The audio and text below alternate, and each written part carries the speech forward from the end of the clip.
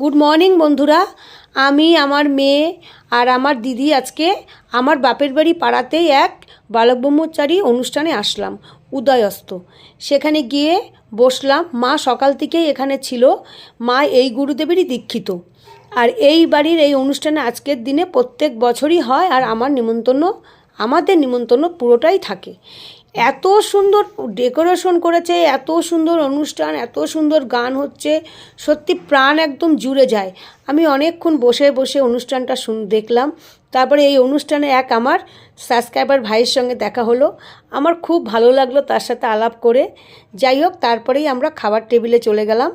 ওখানে আমাদের খাবারে ছিল মটরশুঁটির কচুরি, কাবলি ছোলার ঘুগনি, ফ্রাইড রাইস, চিলি পনির, একটা আলুর দম দিয়েছে, তার সেখানে পুর ভরা ছিল, খুব সুন্দর খেতে, বাটার বেগুনি, চাটনি, পাঁপড়